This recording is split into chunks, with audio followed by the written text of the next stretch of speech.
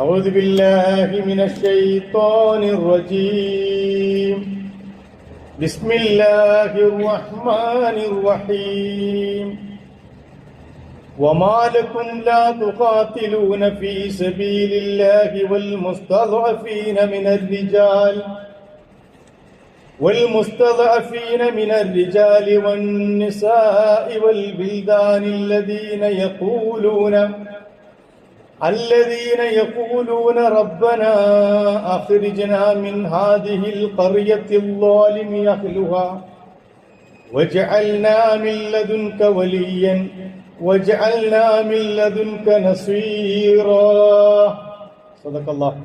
صدق الله مولانا العظيم وصدق وبلغ رسوله النبي الكريم ونحن على ذلك من الشاهدين والشاكرين والحمد لله رب العالمين.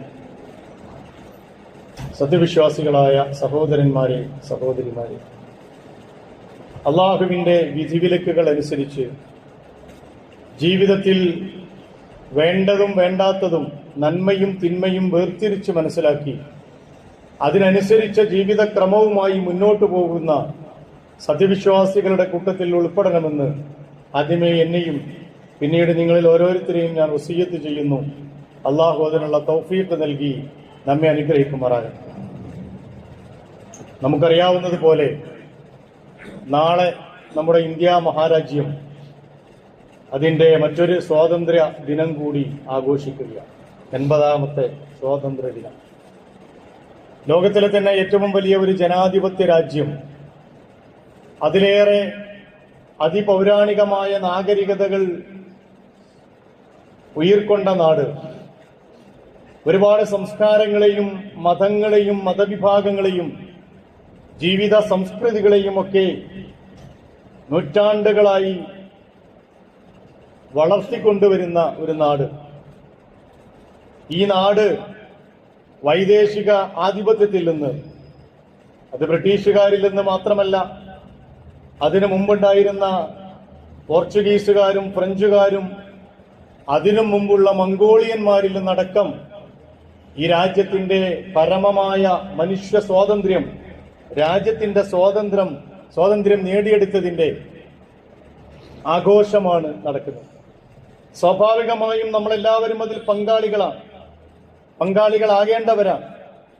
എന്തുകൊണ്ടെന്നാൽ രാജ്യസ്നേഹം എന്ന് പറയുന്നത് അല്ലാഹു സുബ്ഹാനഹു വ തആല മനുഷ്യനിൽ അന്തർലീനമാക്കി വെച്ച ഒരു വികാരമാണ്.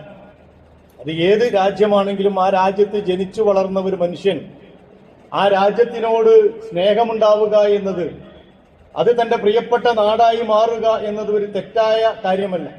മറിച്ച് അങ്ങനെ ഉണ്ടാവണമെന്നാണ് ഖുർആൻ പല സ്ഥലങ്ങളിലും മനുഷ്യന്റെ ഏറ്റവും വലിയ പ്രയാസം നിറഞ്ഞ സാഹചര്യങ്ങളെ പരിചയപ്പെടുത്തിയ കൂട്ടത്തിൽ ജനിച്ച മണ്ണും അവിടെയുള്ള ജീവിതവും വെടിയാൻ പറയുന്നത് ഏറെ പ്രയാസകരമായിരിക്കും മനുഷ്യനെന്ന് സൂചിപ്പിച്ചിട്ടുണ്ട്. വലോ അന്നാ കതബ്നാ അലൈഹിം അനിഖ്തുലു അൻഫുസകും അഖ്റുജൂ മിൻ ദിയാരിക്കും മാ ഫഅലൂ ഇല്ലാ ഖലീലൻ മിൻ. വിശ്വാസവുമായി ചേർന്നു പോകേണ്ടതിന്റെ പ്രാധാന്യം പറഞ്ഞ ഒരു സ്ഥലത്ത് ഖുർആൻ പറഞ്ഞു, നാം അവർക്ക് നിശ്ചയിച്ചു കൊടുത്തിരുന്നെങ്കിൽ അനിഖ്തുലു അൻഫുസകും, നിങ്ങൾ നിങ്ങളെ തന്നെ കൊല്ലണം, അല്ലെങ്കിൽ അഖ്റുജൂ മിൻ ദിയാരിക്കും, നിങ്ങളുടെ വീടുകളിൽ നിന്ന് നിങ്ങൾ പുറപ്പെട്ടു പോകണം എന്ന് നാം അവരോട് നിശ്ചയിച്ചിരുന്നുവെങ്കിൽ മാ ഫഅലൂ ഇല്ലാ ഖലീലൻ മിൻഹും, അവരിൽ നിന്ന് കുറച്ച് ആളുകളല്ലാതെ അത് ചെയ്യുമായിരുന്നില്ല. കാരണം അത് അത്രമേൽ അവർക്ക് പ്രയാസകരമാണ്, ബുദ്ധിമുട്ടുണ്ടാക്കുന്നതാണ്. അന്നഹും ഫഅലൂ മാ യുഅദൂന ബിഹി ലകാന ഖൈറൻ ലഹും, അങ്ങനെ നാം ഉപദേശിച്ചത് അവർ സ്വീകരിച്ചിരുന്നുവെങ്കിൽ അത് അവർക്ക് വലിയ നന്മയുണ്ടാക്കുമായിരുന്നു എന്നൊക്കെ ഖുർആൻ സൂറത്ത് നിസായിൽ പറയുന്നു. മാത്രമല്ല, ഒരാളുടെ വ്യക്തിത്വം മനസ്സിലാക്കാൻ അവന് തന്റെ നാടിനോടുള്ള ഇഷ്ടവും സ്നേഹവും ഒക്കെ നോക്കിയാൽ മതി എന്ന് സാധാരണ അറബി ഭാഷയിൽ പറയാറുണ്ട്. ഫൻദുർ ഇലാ ഹനീനിഹി ഇലാ ഔത്താനിഹി, ഒരു മനുഷ്യന് തന്റെ നാടിനോടുള്ള സ്നേഹം മനസ്സിലാക്കുക. വതശവ്വുഖിഹി ഇലാ ഇഖ്വാനിഹി, അവന്റെ സഹോദരന്മാരോടുള്ള അവന്റെ ഇഷ്ടം മനസ്സിലാക്കുക. വബുക്കാഹി അലാ മാ മളാ മിൻ സമാനിഹി, കഴിഞ്ഞുപോയ കാലം, നഷ്ടപ്പെട്ട നാളുകളെ ഓർത്തുള്ള അവന്റെ വേദനയെ മനസ്സിലാക്കിയാൽ, ഒരു മനുഷ്യ 3 കാര്യങ്ങൾ മനസ്സിലാക്കിയാൽ ഒരു മനുഷ്യന്റെ വ്യക്തിത്വം അളക്കാൻ കഴിയുമെന്ന് പറയാറ്. മാത്രമല്ല, അല്ലാഹു സുബ്ഹാനഹു വ തആല മനുഷ്യനിൽ നിക്ഷേപിച്ച ഏറ്റവും വലിയ ഗുണമാണ് സ്വന്തം പിറന്നു വീണ നാടിനോടുള്ള സ്നേഹം എന്ന് പറയും. അത് മനുഷ്യർക്ക് മാത്രമല്ല, അറബി ഭാഷയിൽ പണ്ഡിതന്മാർ ഒരു കാര്യം പറഞ്ഞു വിവരിച്ചിട്ടുണ്ട്. സലാസു ഖിസാലിൻ ബി സലാസത്തു അസ്നാഫിൻ മിനൽ ഹയവാൻ, 3 വർഗം ജീവികളിൽ വളരെ വിചിത്രമായ 3 സ്വഭാവങ്ങളുണ്ട്. അൽ ഇബ്ലു തഹിന്നു ഇലാ ഔതാനിഹ വഇൻ കാന അഹദുഹാ ബഈദൻ. ഒരു ഒട്ടകം അത് എത്ര ദൂരേക്ക് പോയാലും ശരി, അത് അതിന്റെ കൂടാരത്തിലേക്ക് തന്നെ തിരിച്ചെടുത്ത് വരണമെന്നത് അതിയായി ആഗ്രഹിക്കും. അതുപോലെ തന്നെ വത്തൈറു ഇലാ വക്രിഹി വഇൻ കാന മൗദിഹു മുജ്ദിബൻ. ഒരു പക്ഷി എത്ര വരണ്ട സ്ഥലത്താണ് അതിന്റെ കൂടുള്ളതെങ്കിലും ആ കൂട്ടിലേക്ക് എത്തണമെന്നത് ആഗ്രഹിക്കും. വൽ ഇൻസാനു ഇലാ വതനിഹി വഇൻ കാന വൈറുഹു അക്സറ നഫ്അൻ. ഒരു മനുഷ്യൻ അവൻ ഇപ്പോഴുള്ള നാട്ടിൽ എത്ര ഗുണമുണ്ട് എന്ന് പറഞ്ഞാലും അവന്റെ നാടിനെ അവൻ അങ്ങോട്ട് അണയാൻ അവന് വല്ലാതെ ആഗ്രഹിക്കും. ഭൂരിഭാഗം പ്രവാസികൾ ജീവിക്കുന്ന ഒരു നാട്ടില് അവരോട് പറഞ്ഞാൽ ഇത് പെട്ടെന്ന് മനസ്സിലാകും. തന്റെ ജീവിതം മുഴുവൻ ഗൾഫ് നാടുകളിൽ മറ്റുള്ളവർക്ക് വേണ്ടി ചെലവഴിക്കുമ്പോഴും തന്റെ നാട് എന്നതൊരു വികാരമാണ്. അതുകൊണ്ട് ആ നാടുമായി ബന്ധപ്പെട്ട എന്തിനേയും അങ്ങേയറ്റം സ്നേഹിക്കുക എന്നതും അവരുടെ ജീവിത ചര്യകളിൽപ്പെട്ടതാണ്. അതുകൊണ്ടാണ് ഞാൻ പറഞ്ഞത്, മനുഷ്യന്റെ വൈകാരികമായ ഒരു അടുപ്പം സ്വാഭാവികമായി അള്ളാഹു വെച്ചിട്ടുണ്ട്. അത് മനുഷ്യന് മാത്രമല്ല, എല്ലാ ജീവജാലങ്ങൾക്കും. നിങ്ങളൊരു പൂച്ചയെ എവിടെങ്കിലും ദൂരെ കൊണ്ടുപോയിട്ടാൽ തിരിച്ചു വരാൻ പറ്റുന്ന രീതിയിൽ അതിന് കഴിവുണ്ടെങ്കിൽ അത് തിരിച്ചു വരും. ഒരു നായക്കുഞ്ഞാണെങ്കിലും അങ്ങനെ തന്നെ. അത് ജീവജാലങ്ങളുടെ ഒരു പ്രകൃതമാണ്. ഇതുകൊണ്ട് മാത്രമല്ല നമുക്ക് ഈ രാജ്യത്തോടും നമ്മൾ ജീവിക്കുന്ന നാടുകളോടും സ്നേഹമുണ്ടാകുന്നത്. രണ്ടാമത്, ഒരു മുസ്ലിം എന്ന രീതിയിൽ, ഒരു വിശ്വാസി എന്ന രീതിയിൽ അത് നമ്മുടെ വിശ്വാസത്തിന്റെ ഭാഗമാണ്. അത് അള്ളാഹുവിനുള്ള ഇബാദത്തിന്റെ ഭാഗമാക്കി വെച്ച ഒരു മതമാണ് ഇസ്ലാം. എല്ലാ പ്രവാചകന്മാരുടെ ചിത്രത്തിലും നമുക്കത് കാണാൻ കഴിയും. പ്രവാചകൻ സല്ലല്ലാഹു അലൈഹി വസല്ലമ വഹയ്യ് കിട്ടി വറഖത്ത് നൗഫലിന്റെ അടുക്കൽ പോകുമ്പോ അദ്ദേഹം പറയുന്നൊരു വാചകമുണ്ട്, ഹാദൻ നാമൂസു അല്ലദീ നസ്സലല്ലാഹു അലാ മൂസ. മുഹമ്മദ് നബിയെ താങ്കൾക്ക് ഇപ്പോൾ ഇറങ്ങിയിരിക്കുന്ന ഈ മാലാഖ ഉണ്ടല്ലോ, മലക്ക്, അത് മുമ്പ് മൂസാ നബി അലൈഹി ഇസ്ലാമിന് ഇറങ്ങിയ അതേ നാമൂസ് തന്നെയാണ്. എന്നിട്ട് പറയുന്നു, ഫിഹാ ജദ്അൻ ലൈതനി അകൂന ഹയ്യൻ യുഖ്രിജുക ഖൗമുക. താങ്കളെ ഈ നാട്ടുകാർ പുറത്താക്കുന്ന ഒരു ദിവസം ഞാൻ ജീവനോടെ ഉണ്ടായിരുന്നെങ്കിൽ എത്ര നന്നായിരുന്നു എന്ന് ഞാൻ ആഗ്രഹിച്ചു പോവാണ്. റസൂലുള്ളാഹി സ്വല്ലല്ലാഹു അലൈഹി വസല്ലം ആ സമയത്ത് ചോദിക്കുന്ന ഒരു ചോദ്യമുണ്ട്, അവ മുഖ്രിജയ്യഹും, അവരെന്നെ പുറത്താക്കോ, അവരെന്നെ ഈ നാട്ടിൽ നിന്ന് പുറത്താക്കോ? അദ്ദേഹത്തിന്റെ മറുപടി, അത് സംഭവിക്കും. മുൻകഴിഞ്ഞു പോയ പ്രവാചകന്മാരുടെ കാലഘട്ടത്തിൽ അത് സംഭവിച്ചിരുന്നു. അതുകൊണ്ടാണ് പ്രവാചകൻ മക്കയോട് വിട പറഞ്ഞു പോകുന്ന ഹിജ്റയുടെ സന്ദർഭത്തിൽ പറയുന്ന ഒരു വാചകൻ, വല്ലാഹി ഇന്നകില ഖൈറുൻ അർളില്ല, അള്ളാഹിന്റെ ഭൂമിയിലെ ഏറ്റവും വിശുദ്ധമായ ഒരു സ്ഥലം എനിക്ക് മക്കയെ നീ തന്നെയാണ്. വഅഹബ്ബു അർളില്ല, അള്ളാഹുവിന്റെ ഈ പ്രിയപ്പെട്ട ഭൂമിയെ ഞാൻ ഇഷ്ടപ്പെടുന്നു. വലൗല അന്നി ഉഖ്രിജതു മിൻകി മാ ഖറജതു, എന്നെ ഈ നാട്ടുകാരി നാട്ടിൽ നിന്ന് ആട്ടിപ്പുറത്താക്കിയിരുന്നില്ലായിരുന്നെങ്കിൽ ഞാൻ ഈ നാട് വിട്ടു പോകുമായിരുന്നില്ല. പിന്നീട് മദീന പ്രവാചകന്റെ രണ്ടാമത്തെ വീടായി മാറി, നാടായി മാറിയപ്പോഴും ആ മദീനയെ അങ്ങേയറ്റം സ്നേഹിക്കുന്ന ഒരു പ്രവാചകനെയാണ് നമ്മൾ കാണുന്നത്.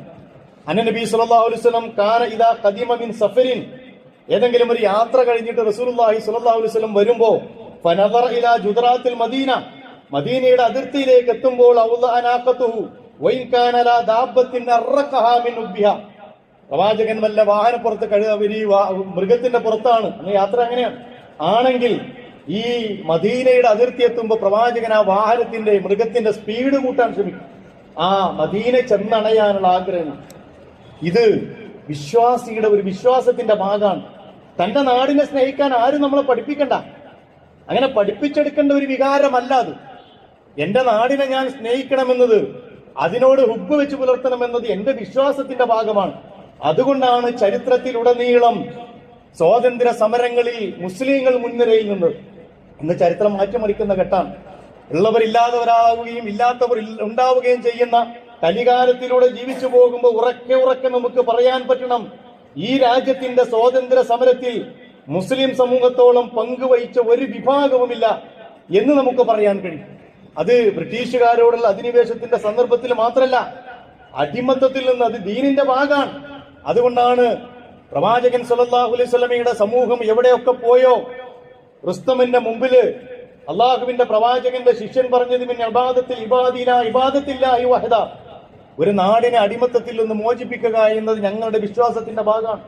മനുഷ്യരുടെ അടിമത്തത്തിൽ നിന്ന് ഏകനായ അള്ളാഹുവിന്റെ അടിമത്തത്തിലേക്ക് കൊണ്ടുപോകലാണ് ഞങ്ങളുടെ ജീവിതത്തിന്റെ ലക്ഷ്യം. എന്തുകൊണ്ടെന്നാൽ സ്വാതന്ത്ര്യം എന്ന് പറയുന്ന അള്ള മനുഷ്യന് കൊടുക്കുന്നതാണ്. അതില്ലാതാക്കാൻ ഒരു മനുഷ്യനും അധികാരമില്ല. വാസ്ബഅലൈക്കും നിഅമഹു ളാഹിറത്തൻ വബാത്തിന, ആന്തരികവും ബാഹ്യവുമായ എല്ലാ അനുഗ്രഹങ്ങളും അല്ലാഹു സുബ്ഹാനഹു വ തആല മനുഷ്യന് കൊടുത്തിട്ടുണ്ട്. ആ കൊടുത്ത കൂട്ടത്തിൽ ഏറ്റവും പ്രധാനപ്പെട്ടത് സ്വാതന്ത്ര്യമാണ്. അതുകൊണ്ടാണ് നമ്മൾ പറയുന്ന ഒരു പക്ഷിയെ പോലും കൂട്ടിലടച്ചാൽ നിങ്ങൾ സ്വർണത്തിന്റെ കൂട്ടിലാണ് അടക്കുന്നതെങ്കിലും അതിന് യാതൊരു സന്തോഷം ഉണ്ടാവില്ല. ബന്ധുര കാഞ്ചന കൂട്ടിലാണെങ്കിലും ബന്ധനം തന്നെ പാരിൽ. അത് സ്വർണ്ണക്കൂട്ടിലാണെങ്കിലും ശരി. ഒരു മനുഷ്യന്റെ ജയിൽവാസം അതുകൊണ്ടാണല്ലോ ഏറ്റവും വലിയ ശിക്ഷാരീതിയായി മാറിയത്. ജയിലിൽ ഇപ്പൊ നല്ല സുഖല്ലേ? അങ്ങനെ പറഞ്ഞാൽ എന്താ, മൃഷ്ടാന്ന ഭോജനാണ്, കൂലിയുണ്ട്, പൈസ ഉണ്ട്. ചിലരൊക്കെ തമാശക്ക് പറയുന്ന രീതിയിൽ നാട്ടിലെ പണിയില്ലെങ്കിൽ ഇപ്പൊ ജയിലിൽ പോയാൽ മതി എന്നാ പറയാം. കാരണം അവിടെ നല്ല പൈസ ആണ് അത്രേ. എന്നിട്ടും എന്തുകൊണ്ട് ആ ശിക്ഷാരീതിയെ മാറ്റുന്നില്ല? പുതിയ കാലത്തെ ലോകരാജ്യങ്ങൾ മനുഷ്യന്റെ സ്വാതന്ത്ര്യത്തെയാണ് അവിടെ കൈവെക്കുന്നത്. ആ സ്വാതന്ത്ര്യത്തിൽ കൈവെക്കുക എന്നത് വളരെ പ്രയാസകരമാണ്. അവൻ അനുഭവിക്കാൻ പറ്റാത്തതാണ്, അവൻ ഇഷ്ടപ്പെടാൻ പറ്റാത്തതാണ്. അതുകൊണ്ട് അങ്ങനെ ഉണ്ടാകാൻ പാടില്ല എന്ന് ഇസ്ലാം ആവശ്യപ്പെടുന്നു. അതുകൊണ്ട് തന്നെ ഇന്ത്യയുടെ ചരിത്രത്തിൽ നിങ്ങൾ എടുത്തു നോക്ക്, അള്ളാഹുവിന്റെ പ്രവാചകന്മാരുടെ കാലഘട്ടം കഴിഞ്ഞ് പിന്നീട് ഇങ്ങോട്ട് ഇന്ത്യ രാജ്യത്തിന്റെ ചരിത്രത്തിലെടുത്ത് പരിശോധിച്ചാലും ഈ അസ്വാതന്ത്ര്യത്തിനെതിരെ സമരം നടത്തിയ വിഭാഗമാണ് മുസ്ലിങ്ങൾ എന്ന് മനസ്സിലാക്കേണ്ടത്. അത് ബ്രിട്ടീഷുകാരോടുള്ള സ്വാതന്ത്ര്യ സമരത്തിൽ മാത്രമല്ല, കേവലം രാഷ്ട്രീയമായ നീക്കത്തിന്റെ ഭാഗവുമല്ല, മറിച്ച് അള്ളാഹുവിന്റെ കൽപ്പന പ്രകാരം അടിമത്തത്തിനെതിരെ അവർക്ക് അനുവാദം നൽകപ്പെട്ടിരിക്കുന്നു. ബദറിന്റെ ആയത്ത് വിശദീകരിച്ചുകൊണ്ട് അള്ളാഹു പറഞ്ഞതാണ്, ആക്രമിക്കപ്പെട്ട ഒരു വിഭാഗത്തിന് അവരുടെ നാടിനെ മോചിപ്പിക്കാൻ, അവർക്ക് സ്വാതന്ത്ര്യം കിട്ടാൻ വേണ്ടിയുള്ള സമരത്തിന് അവർക്ക് അനുവാദം കൊടുത്തിരിക്കുന്നു. അങ്ങനെയുള്ള സ്വാതന്ത്ര്യ സമരങ്ങളിൽ അവരുടെ സഹായത്തിന് അള്ളാഹു ഉണ്ടാകും എന്ന് പരിശുദ്ധ ഖുർആൻ പറയും. നിങ്ങൾക്ക് 13-ാം നൂറ്റാണ്ട് മുതൽ ഇന്ത്യയിലെ ഇസ്ലാമിക മുസ്ലിം സമൂഹം ഈ സമരമുഖത്തുണ്ട്. അത് ബ്രിട്ടീഷുകാരുടെ മാത്രമല്ല, ഞാൻ പറഞ്ഞു ആദ്യം വന്ന മംഗോളിയന്മാര് അലാവുദ്ദീൻ ഖിൽജിയുടെ കീഴില് വളരെ ശക്തമായ സമരമുറ തീർത്തുകൊണ്ടാണ് ആ കാലഘട്ടത്തിൽ ലോകം മുഴുവൻ പിടിച്ചു കുലുക്കിയ മംഗോളിയന്മാരെ ഇന്ത്യ രാജ്യം തുരത്തി ഓടിച്ചത്. പിന്നീട് 1498 വാസ്കോഡിഗാമയിലൂടെ ഇന്ത്യയിലേക്ക് വന്ന പോർച്ചുഗീസ് അധിനിവേശം ഏറെ പ്രയാസകരമായ ഘട്ടം തരണം ചെയ്തത് നമുക്കെല്ലാവർക്കും അറിയാവുന്നതുപോലെ സാമൂതിരിയുടെ പടയെ നയിച്ചുകൊണ്ട് കുഞ്ഞാലിമരക്കാർമാരുടെ ത്യാഗോജ്ജലമായ സമര പോരാട്ടങ്ങളാണ് ഈ പോർച്ചുഗീസ് അധിനിവേശത്തിനെതിരെ ഇന്ത്യയിൽ ആദ്യത്തെ സമരമുഖം തീർത്തത് എന്ന് മനസ്സിലാക്കണം. അതിന്റെ ഭാഗമായിട്ടാണ് പൊന്നാനി വെള്ളിയങ്കോട് ഉണ്ടായിരുന്ന സൈനുദ്ദീൻ മക്തൂം ഒന്നാമൻ അവൽ അദ്ദേഹത്തിന്റെ തഹരീർ അഹ്ലുൽ ഈമാൻ എന്ന് പറയുന്ന പുസ്തകത്തില് ലോകത്തിലെ തന്നെ ഇന്ത്യയിലെ ആദ്യത്തെ വിപ്ലവ സാഹിത്യമായി പരിഗണിക്കപ്പെടുന്ന ഒരു ഗ്രന്ഥമാണ്. പോർച്ചുഗീസുകാർക്കെതിരെ സമരം ചെയ്യേണ്ടതിന്റെ ഇസ്ലാമികമായ മാനമാണ് അദ്ദേഹം അതിൽ വിശദീകരിക്കുന്നത്. അദ്ദേഹത്തിന്റെ പിൻഗാമിയായി വന്ന സൈനുദ്ദീൻ മഖ്ദൂം രണ്ടാം, നമുക്കെല്ലാവർക്കും അറിയാവുന്ന ചരിത്ര പ്രസിദ്ധമായ തുഹ്ഫത്തുൽ മുജാഹിദീൻ, ആ പുസ്തകം എഴുതപ്പെടുന്നതിന്റെ പശ്ചാത്തലം പോർച്ചുഗീസുകാർക്കെതിരെ ഇന്ത്യയിലെ ഹിന്ദുക്കളും മുസ്ലിങ്ങളും ഒരുമിച്ച് നിന്ന് പോരാടേണ്ടതിന്റെ ആവശ്യകതയെക്കുറിച്ച് പറയുന്നതാണ്. അവിടെ മുതൽ ഫ്രഞ്ചുകാർക്കെതിരെ, പോർച്ചുഗീസുകാർക്കെതിരെ, പിന്നീട് ബ്രിട്ടീഷുകാർക്കെതിരെ 1857 ഒന്നാം സ്വാതന്ത്ര്യ സമരം, അതിനെ ബ്രിട്ടീഷുകാർ കൊച്ചാക്കി കാണിച്ചു, ശിപ്പായിലാളാന്നൊക്കെ പറഞ്ഞെങ്കിലും ഇന്ത്യയുടെ അല്ല ലോകത്തിന്റെ ചരിത്രത്തിലെ തന്നെ ബ്രിട്ടീഷുകാർ നേരിട്ട ഏറ്റവും രക്തരൂക്ഷിതമായ സമരം മുഗൾ ഭരണാധികാരിയായിരുന്ന ബഹദൂർ ഷാ സഫറിന്റെ നേതൃത്വത്തിൽ രാജ്യത്തുടനീളം 10,000-കണക്കിന് മുസ്ലിം പണ്ഡിതന്മാർ അണിനിരന്നുകൊണ്ട് നടന്ന ആദ്യത്തെ സമരമാണ്. അതുകൊണ്ട് തന്നെ 1000-കണക്കിന് മുസ്ലിം പണ്ഡിതന്മാരുടെ മയ്യത്തുകൾ ഡൽഹിയിലെ ചാന്ദിനി ചൌക്കിലും അതുപോലെ തന്നെ ജുമാ മസ്ജിദിന്റെയും പരിസരങ്ങളിൽ കെട്ടിത്തൂക്കിയിരുന്നു ബ്രിട്ടീഷുകാരെന്ന് മനസ്സിലാക്കണം. അതിലേറെ ആയിരങ്ങളെ അവര് അന്തമാനിലേക്ക് നാടുകടത്തി. എന്തിന്റെ പേരിൽ? സ്വാതന്ത്ര്യ സമരത്തിലേക്ക് എടുത്തു ചാടിയതിന്റെ പേരിൽ. മലബാറിലെ സ്വാതന്ത്ര്യ പ്രക്ഷോഭങ്ങൾ നമുക്കറിയാം. 1921 മമ്പുറം തങ്ങന്മാരുടെ നേതൃത്വത്തിൽ ആ വാരിയംകുന്നത്തിന്റെയും അതുപോലെയുള്ള മുസ്ലിം സമൂഹത്തിലെ നേതാക്കന്മാരുടെ നേതൃത്വത്തിൽ നടന്ന ഏറ്റവും പ്രസിദ്ധമായ മാപ്പിള ലഹള എന്ന പേരിൽ അവർ എഴുതി ചേർത്ത ഏറ്റവും പ്രസിദ്ധമായ ബ്രിട്ടീഷുകാർക്കെതിരെയുള്ള സമരം, ഇതൊക്കെ അവരതിനൊക്കെ നിങ്ങൾ ആലോചിച്ച് നോക്ക്, എല്ലാത്തിനും നേതൃത്വം കൊടുക്കുന്നത് മുസ്ലിം പണ്ഡിതന്മാരാണ്. ആ കാലഘട്ടത്തിൽ ജീവിച്ച മുസ്ലിം പണ്ഡിതന്മാരാണ്. എന്തുകൊണ്ട്? ഇത് നമ്മളാരും പറഞ്ഞു പഠിപ്പിക്കണ്ട, വിശ്വാസത്തിന്റെ ഭാഗമാണ്. പാരതന്ത്രത്തിനെതിരെ പോരാടുക എന്നത് ഈമാനിന്റെ ഭാഗമാണ് എന്ന് അവർ പഠിക്കുകയും തങ്ങളുടെ സമുദായത്തെ പഠിപ്പിക്കുകയും ചെയ്തുകൊണ്ടാണ്. അതൊക്കെ പോയി ഇപ്പൊ ഗീബൽസിയൻ നുണകളിലൂടെ ഈ സമരമുഖത്തുണ്ടായിരുന്ന നമ്മുടെ പൂർവികന്മാര് മുഴുവൻ വിസ്മൃതിയിലേക്ക് തള്ളിയിടുകയും മറിച്ച് ഒരു പങ്കും വഹിക്കാത്തവര് അതിന്റെ നേതാക്കന്മാരും ജേതാക്കന്മാരും ഒക്കെ ആയി രാജ്യത്ത് നിലവിൽ വരികയും ചെയ്യുന്നവരാണ്.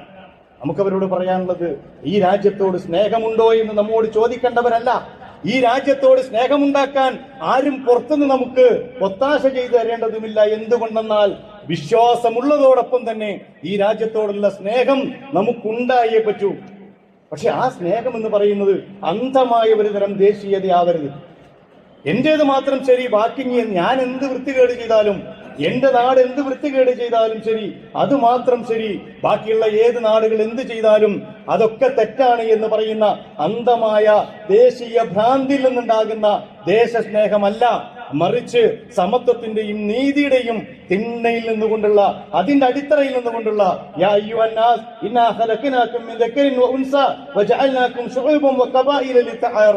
ലോകത്തുള്ള സകല മനുഷ്യന്മാരും ഒരു മാതാവിന്റെയും പിതാവിന്റെയും മക്കളാണ്, അവരിൽ നിന്നുണ്ടായവരാണ്. അവരെ പരസ്പരം വർഗങ്ങളും വർണ്ണങ്ങളുമാക്കിയത് തിരിച്ചറിയാൻ വേണ്ടിയാണ്.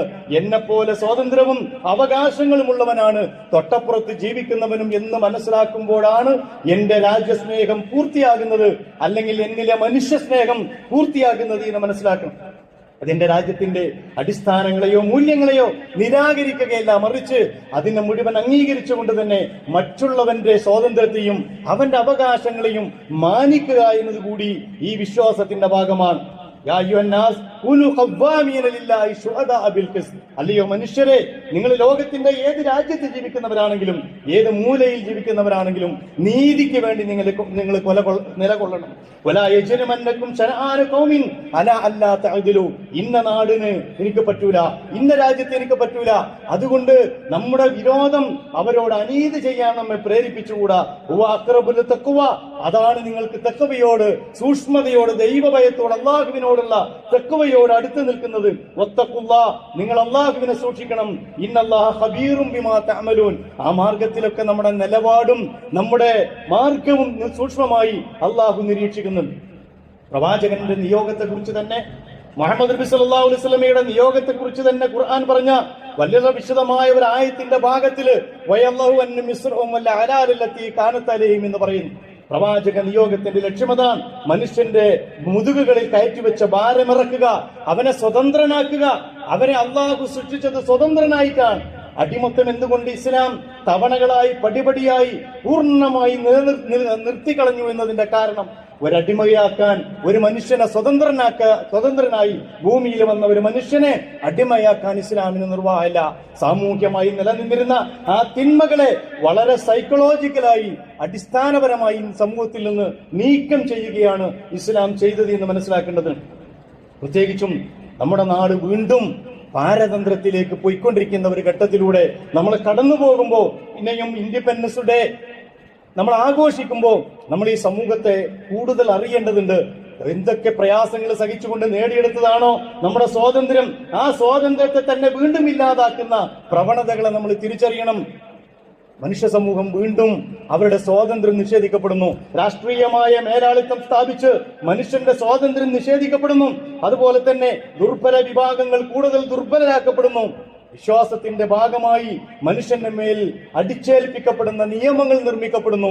ഈ സന്ദർഭത്തിൽ വിശ്വാസി സമൂഹം എന്ന നിലക്ക് നമ്മൾ ഇന്ത്യ സ്വാതന്ത്ര്യം നേടി എന്ന് പറഞ്ഞ് സ്വതന്ത്രമായി ഇരിക്കാൻ വിധിക്കപ്പെട്ടവരല്ല, മറിച്ച് സ്വതന്ത്ര ഭാരതത്തിൽ ആർക്കൊക്കെ വേണ്ടി നിലകൊള്ളണമോ ആ നിലകൊള്ളാൻ വേണ്ടി വന്നവരാണ് നമ്മൾ. വമാലക്കും ലാ തുഖാതിലൂന ഫീ സബീലില്ലാ, ഞാൻ നേരത്തെ ഓതി വെച്ച സൂറത്ത് നിസായിൽ അല്ലാഹു ചോദിക്കുന്നുണ്ട്, വമാലക്കും ലാ തുഖാതിലൂന ഫീ സബീലില്ലാ, അല്ലാഹുവിന്റെ മാർഗ്ഗത്തിൽ നിങ്ങൾ എന്തുകൊണ്ട് സമരമുഖത്തില്ല. വൽ മുസ്തദഅഫീന മിനർ റിജാൽ والنساء والولدان الذين يقولون ربنا أخرجنا من هذه القرية الظالم أهلها. ഇവിടെയുള്ള മനുഷ്യന്മാര് കരഞ്ഞു പറഞ്ഞുകൊണ്ടിരിക്കുന്നു. ആണുങ്ങളും പെണ്ണുങ്ങളും കുട്ടികളും അല്ലദീന യഖൂലൂന, അവർ പറയുന്നു റബ്ബന അഖ്രിജ്നാ മിൻ ഹാദിഹിൽ ഖറിയത്തിൽ ളാലിമി അഹ്ലുഹാ, അവിവേകത്തിന്റെ കരങ്ങൾ പിടിമുറുക്കിയ ഈ നാട്ട്, ഈ സംവിധാനത്തിൽ നിന്ന് പടച്ചവനെ ഞങ്ങൾക്കൊരു മോചനം വേണമെന്ന് അവർ വിലപിക്കുന്ന ഒരു സന്ദർഭത്തിൽ അവർക്ക് വേണ്ടി നിലകൊള്ളാതിരിക്കാൻ എന്തുണ്ട് ന്യായമെന്നാണ് പരിശുദ്ധ ഖുർആൻ ചോദിക്കുന്നത്. വജഅൽനാ മിൻ ലദുൻക സുൽത്താനൻ വജഅൽനാ മിൻ ലദുൻക വലിയൻ വജഅൽനാ മിൻ ലദുൻക നസീറ, പടച്ചവനെ ഈ വിഭാഗത്തിൽ നിന്ന് ഞങ്ങൾക്കൊരു സഹായിയെ വേണം, ഞങ്ങൾക്കൊരു രക്ഷകനെ വേണം. ആ രക്ഷകനെ തേടിക്കൊണ്ടിരിക്കെ അതിനുവേണ്ടി നിലകൊള്ളേണ്ടവർ കൂടിയാണ് വിശ്വാസി സമൂഹമെന്ന് ഈ പ്രത്യേകമായ സന്ദർഭത്തിൽ നമ്മൾ മനസ്സിലാക്കേണ്ടതുണ്ട്. നമ്മുടെ പണി കഴിഞ്ഞിട്ടില്ല. നീതിക്ക് വേണ്ടി നിലകൊള്ളുക, നാട്ടിലെ അനീതികൾക്കെതിരെ വിരലുയർത്തുക, അത് ഇസ്ലാമിന്റെ ഭാഗമാണ്, ദീനിന്റെ ഭാഗമാണ്, വിശ്വാസത്തിന്റെ ഭാഗമാണ്. രാജ്യത്തെ ദുർബലമാക്കാനോ അതിന്റെ ഭദ്രത തകർക്കാനോ അല്ല, മറിച്ച് അനീതിക്കെതിരെ നിലകൊള്ളുക. ജനാധിപത്യ മാർഗങ്ങളിലൂടെ, മനുഷ്യന് പ്രായോഗികമായ മാർഗങ്ങളിലൂടെ, അക്രമത്തിന്റെയും നെറികേടിന്റെയും മാർഗമല്ലാതെ, തീവ്രവാദത്തിന്റെ മാർഗങ്ങളിലൂടെ അല്ലാതെ, മറിച്ച് നന്മയുടെ മാർഗങ്ങളിലൂടെ ഈ സമൂഹത്തിലെ ദുർബലർക്ക് വേണ്ടി നിലകൊള്ളാൻ, അധസ്ഥിതർക്ക് വേണ്ടി നിലകൊള്ളാൻ, പീഡിതർക്ക് വേണ്ടി നിലകൊള്ളാൻ ഓരോ സ്വാതന്ത്ര്യ ദിനവും നമ്മോട് ആവശ്യപ്പെടുന്നുണ്ട് എന്ന് മനസ്സിലാക്കേണ്ടതുണ്ട്. അതുകൊണ്ട് എന്റെ പ്രിയപ്പെട്ട സഹോദരന്മാരോട് എനിക്ക് പറയാനുള്ളത്, സ്വാതന്ത്ര്യദിനം നമ്മിൽ നിന്ന് ആവശ്യപ്പെടുന്ന ഏറ്റവും പ്രധാനപ്പെട്ട ഒന്ന്, നമുക്ക് സ്വാതന്ത്ര്യം ലഭിച്ചിട്ടുണ്ട്. പക്ഷെ ആ സ്വാതന്ത്ര്യം നഷ്ടപ്പെടുന്നതിനെതിരെ കാവൽക്കാരായി നിലകൊള്ളാൻ ഈ രാജ്യത്ത് നമ്മൾ ഉണ്ടാകേണ്ടതുണ്ട്. തിരുത്തൽ ശക്തികളാകാൻ നമ്മൾ ഉണ്ടാകേണ്ടതുണ്ട്.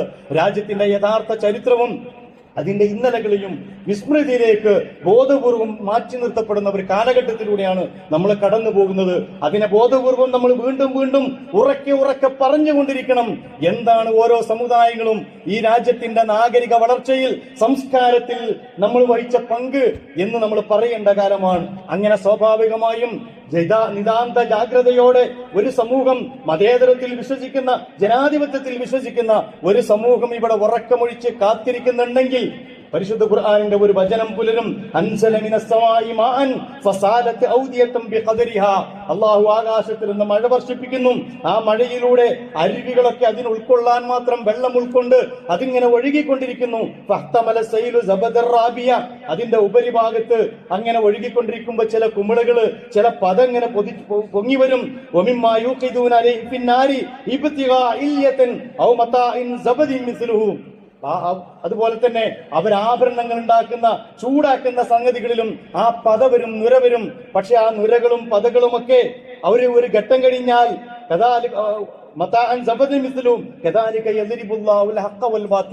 അങ്ങനെയാണ് അള്ളാഹു സത്യത്തെയും അസത്യത്തെയും ഉദാഹരിക്കുന്നത്. ആ പദണ്ടല്ലോ, മേലെ കാണുന്ന പദ അല്ല സത്യം. ആ പദ കുറച്ചു കഴിയുമ്പോൾ വറ്റിപ്പോകും. അതിന്റെ ഒഴുക്ക് നിലച്ചാൽ അത് വറ്റും. ജനങ്ങൾക്ക് ഉപകാരപ്പെടുന്ന അതിന്റെ താഴെയുള്ള വെള്ളമുണ്ടല്ലോ, അത് ഭൂമിയിൽ നിലനിൽക്കും. എല്ലാ മിഥ്യകളും തകരും.